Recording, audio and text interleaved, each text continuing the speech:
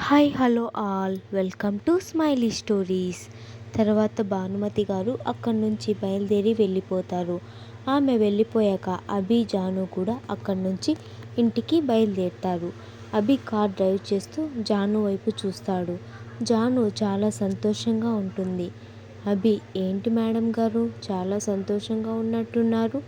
నాతో ఉన్నప్పుడు ఎప్పుడైనా ఇంత హ్యాపీగా ఉన్నావా? అసలు నువ్వు అత్తతో మాట్లాడేసరికి చాలా హ్యాపీగా ఉన్నట్టున్నావు. జాను, పెళ్ళైన ఏ అమ్మాయికైనా పుట్టింటి వాళ్ళు కనిపించి మాట్లాడితే అదొక ఆనందం. అది నీకు తెలియదులే. అయినా ఎందుకు ప్రతిదానికి పోటీకొస్తావు? అయినా మీరంతా నా దగ్గర చాలా విషయాలు దాచారు. నేను మీతో అస్సలు మాట్లాడకూడదు అని మూతి తిప్పి కూర్చుంటుంది. అభి, మేమేమి దాచలేదు ఆ విషయాలు. నీకు తెలీదు అంతే. నేను ఫస్ట్ నుంచి చెప్తూనే ఉన్నాను కదా, టైం వచ్చినప్పుడు ఖచ్చితంగా చెప్తానని. ఆ టైం వచ్చిన రోజు నువ్వు విననన్నా సరే, కూర్చోబెట్టి మరీ చెప్తాను. అవును, ఇందాక నేను ఏది అడిగితే అది ఇస్తానని చెప్పావు. నాకు ఏం కావాలి ఇప్పుడు అడగనా నిన్ను అని అంటాడు. జాను, ఆ టైంకి ఏదనిపిస్తే అది చెప్తాము.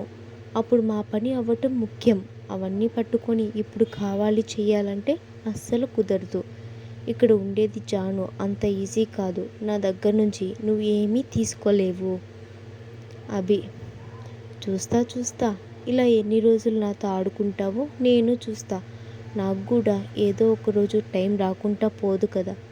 అప్పుడు నువ్వు వదలమని గింజుకున్నా అస్సలు వదలను. జాను, హలో, ఏంటి బెదిరిస్తున్నావా? ఇక్కడ ఎవరు నీ బెదిరింపులకి భయపడే వాళ్ళు లేరు. పో అమ్మ, పక్కకెళ్ళి బెదిరించుకో. అభి, అవునవును, నేనంటే నీకు అస్సలు భయమే లేదు కదా. ఒకప్పుడు నన్ను చూస్తేనే మా అమ్మ వెనక దాక్కునేదానివి. నేను కనిపిస్తేనే గబగబా రూమ్లోకి వెళ్ళిపోయేదానివి. ఆ రోజులన్నీ మర్చిపోయినట్టున్నావు మిసెస్ అభిరామ్. జాను మనసులో ఇలా అనుకుంటుంది. ఈ విలన్కి అన్నీ గుర్తున్నాయి. ఆ దేవుడు నా మొర ఆలకించి ఈ విలన్కి మెమరీ లాస్ ఇచ్చేయాలి. అప్పుడు కానీ నేను ఈ విలన్ని ఫుట్బాల్ ఆడుకున్నట్టు ఆడుకోను. అభికి తన మనసులో మాటలు వినిపించటంతో చిన్నగా నవ్వుకొని, ఎందుకు జాను పాప దేవుణ్ణి అంత కష్టపెట్టడం? నీకు నాతో ఫుట్బాల్ ఆడాలనిపిస్తే నాకే చెప్పొచ్చు కదా, ఇద్దరం కలిసి ఆడుకుందాం. జాను కోపంగా అభి వైపు చూస్తూ, నిన్ను బయటికి తిట్టలేను, మనసులో తిట్టుకోలేను. ఇదేమి భాగ్యం స్వామి. నీకు నా మనసులో అనుకున్న మాటలు వినొద్దని ఎన్నిసార్లు చెప్పాను. అలా వినటం క్రైమ్ తెలుసా? ఇంకొకసారి ఇలా విన్నావనుకో నీ మీద కేసు పెడతాను. అభి, ఏమని కేసు పెడతావు? నీ మనసులో మాటలు విన్నానని చెప్తావా?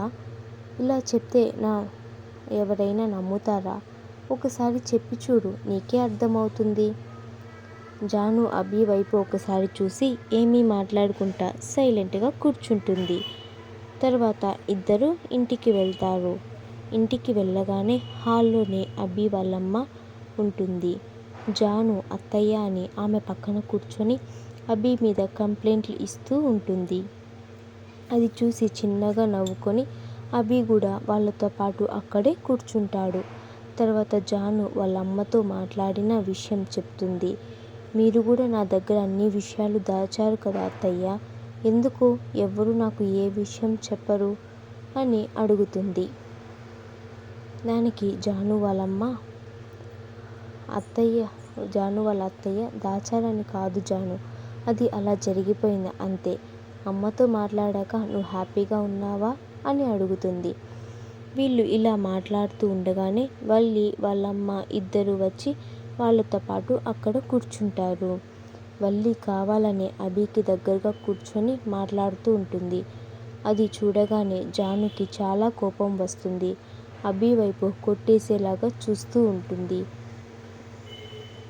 అభి ఫోన్ చూస్తూ ఒకసారి తలెత్తి జాను వైపు చూస్తే తనని కోపంగా చూస్తూ కనిపించటంతో, ఇప్పుడు ఇదెందుకు ఇంత కోపంగా చూస్తుంది నన్ను అని అనుకొని తన పక్కన చూస్తాడు. తన పక్కన వల్లి కనిపించటంతో అప్పుడు తనకు విషయం అర్థమవుతుంది. అభి అక్కడి నుంచి నైస్గా తప్పించుకోవాలని తనకు ఫోన్ వస్తున్నట్టు యాక్ట్ చేసి అక్కడి నుంచి తన రూమ్కి వెళ్ళిపోతాడు. అభి అక్కడి నుంచి వెళ్ళిపోవడంతో జాను పాప కూల్ అవుతుంది. ఇక్కడ రూమ్లోకి వచ్చిన అభి ఏమో ఇలా అనుకుంటాడు, అమ్మో ఇంకొంచెం లేట్ అయినా నన్ను అక్కడే మాడి మసి చేసేసి ఉండేది ఆ రాక్షసి. అది నా పక్కన కూర్చుందని ఎంత కోపం వచ్చిందో మేడం గారికి. తను నా దగ్గరకు రాదు, వేరే ఎవరైనా నా దగ్గరకు వస్తే ఒప్పుకోదు. ఎలా వేగాలో ఏంటో ఈ తింగరి దాంతో. అత్తయ్య చెప్పింది నిజమే, దీన్ని భరించటం చాలా కష్టం. అయినా నేనేంటి ఇలా ఆలోచిస్తున్నాను, నేను కాకపోతే ఇంకెవరు భరిస్తారు దీన్ని. అయినా ఇదే మాట ఆ తింగరి దాని ముందర అని ఉంటే ఈ పాటికి నా గొంతు కొరికి రక్తం తాగేసి ఉండేది అని అనుకుంటాడు. మీకు స్టోరీ ఎలా అనిపించిందో కామెంట్ చేయండి. అలానే లైక్ చేయండి, షేర్ చేయండి, సబ్స్క్రైబ్ చేయడం అస్సలు మర్చిపోకండి. Thank you for watching. రేపు మార్నింగ్ ఇంకొక అప్డేట్ వస్తుంది.